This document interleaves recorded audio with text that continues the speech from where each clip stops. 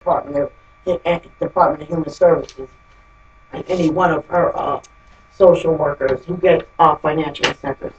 Once you realize that there's a group of you, yes, you have legal claims as a class. That's the class action. But you also have other needs. We need to build our own underground railroad. There are going to be those parents that actually choose to flee with their children. Suppose you actually get a class action. Suppose you actually file pro se. Suppose you actually get an attorney. And you don't get what you're asking for, which was the value of your child's career that has been stolen, right? 3.5 or 6.2 million. You get an offer of settlement, right? 250,000, 300,000.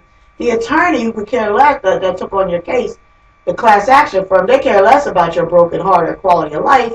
They would love to get 40% of 250,000. Then when they suggest you settle, and you say no, I don't want them to settle, right? But you should settle because you might decide that the system, the local jurisdiction that you're dealing with, and these jurisdictions are now district jurisdictions. We are complaining to U.S. district judges about their colleagues who are commercial litigation attorneys. So you might decide, well, it's in my best interest to take 40% less of $250,000 because I'm going to flee with my child, right? And that money will help me start over again. That money will help me control the same technologies that they are oppressing me with. Either leave the country or stay under the radar and use the internet technologies to earn my living.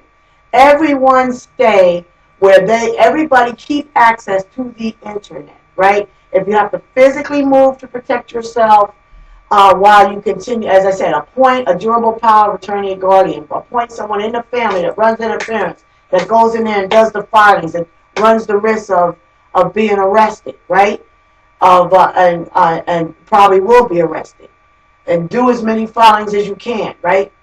Oh, I wanted to finish this point. Police officers, they're human beings too, right? So they're being abused as well by these tyrannical court opposition people that are fat cat and gorge. They live right here in Philadelphia County, but they're wielded against us, so it's not fair to blame them, but this is what I would like to ask. If police officers have to take cultural sensitivity courses and training so that they learn how to speak to people and treat people with respect, why is it that our judges don't have to? That's what I don't understand. Judge Robert J. Matthews asks you a question, then when you open your mouth, if you don't shut up, if you say one more word, I'm going to have the sheriff arrest you. There's no due process. There's no care about what's in the best interest of the children. And let me just say this right now. Judge Robert J. Matthews, you are hereby ordered by 20 families of the citizens of Philadelphia to never utter the words, quote, in the best interest of the children again. And we're doing all we can to get you removed from any position where you have any say in what happens to anyone, adult or child, okay? You are maniacal, you are mentally ill, and you are tyrannical, and you are committing acts of terrorism against the Philadelphia County citizens, family, mostly middle class and working poor. And we're going to do different. Oh, and let me just say this. My friend and client, Deborah Young, Justice for Families, she's standing up against a corrupt Courtroom H, Judge Alice Beck Dubow, Judge Ida K. Chen, about her children's prolonged abuse. That's all court order, denial of protection, and so on. And she went before Judge Thompson. This is the relationships. And Judge Diane Thompson on Friday told her she didn't want to hear anything about the beginning of how it got this bad. She didn't want to hear about that. She didn't want to see this or that. And they're actually becoming so brazen with the corruption and the relationships and the outside interest, breaking canon 2B of judicial conduct, that Judge Thompson actually told Deborah Young, I want to talk to him in private, being Vincent Lang, the person who's abusing the children, right? I want to talk to him in private. And this is a woman who still can't get an explanation through records, deliberate records, mismanagement debacle, to say, well, Alice Beck Dubow said all the custody matters will be handled at 34 South 11. Then when you go to 34 South 11, you get Judge Diane Thompson who says, I got to talk to your abuser of your children in private. you know? So I'm not really working for the people. I'm not here to represent what's in the best interest of the kids. I'm here to do exactly what the DHS emails say, is there's a conspiracy where they actually say we're going to bend over backwards to do all we can to accommodate Vincent Lang, because his mother is Mary Ann Taylor, who's a a millionaire, whose sister is a retired Department of Human Service, Philadelphia social worker. Those are the relationships. All right. I know I went over 2 minutes. I'll have to break this up. Let me continue on. All court sites, right? Most court sites, or U.S. District Court sites for sure, are electronically capable now, like through the internet technologies.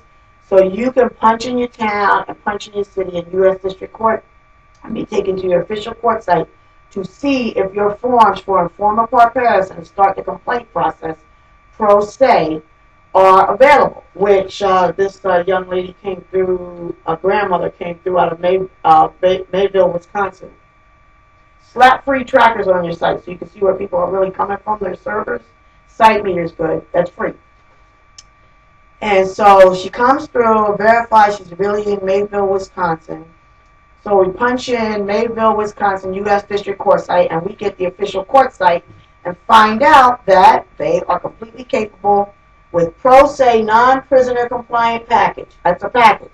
It's not only the complaint form where you will fill out who your defendants are, and plenty of space to say what the complaint is, the handwriting.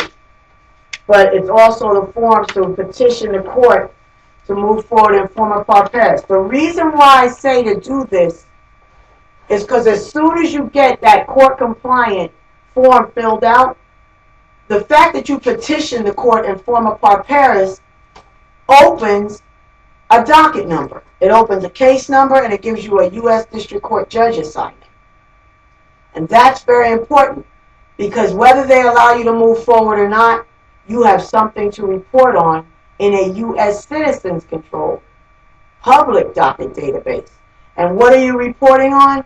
Discriminatory docket activity, manipulation, where it was unfair. Why are you reporting on that? Why are you gathering that data? So that you can move forward to a competitive Exhibit A cert petition to get the Supreme Court's attention as a class. That nationwide, our court reform, our courts are in a state of emergency, needing reform because they are controlled and driven by something other than providing redress to make right what is wrong. There's something driving our courts that is subjective, that is not about truth and public record, and is in violation of the judicial oath and all the judicial canons, codes of conduct. All right? That's the data that we're gathering. If along the way we get an attorney that says, I see the merits of your case, I see your commitment, I'll take this on contingently, or my retainer for your group is affordable through whatever the fundraising you've already raised in your group, right? Then that's icing on the cake. That's icing on the cake, because you can go after your defendants right there as a class in that particular jurisdiction, in that district, in that court, and still take that data to your Exhibit A, strong Exhibit A, cert petition. Nationwide Supreme Court class action. The U.S. Marshals are the police service for the court. There's something called Form 258. Once the U.S. District Judge allows you to move forward, and as I said, I'm going to share my learning. HireLyrics shares our learning and our mistakes. Because we didn't know that this was a standard form that U.S. Marshals need in order to effect service, right? Our defendants here in Philadelphia, Eastern District, didn't get served, right? So we're filing things like, why don't they have to answer, why don't they have to answer? And Honorable Mitchell S. Goldberg comes back and says, because you didn't fill out Form 258. So the U.S. Marshals were really nice. They gave me, the U.S. Marshal's Office, they gave me postage paid envelopes and Forms 258. Now, these Forms 258 are also available on the official court websites, right? So what I would suggest is, oh, and here it says, special instructions or other information that will assist in expediting service. This is where you name your individual, right, your defendant. For many of us, they're working in courts and everything.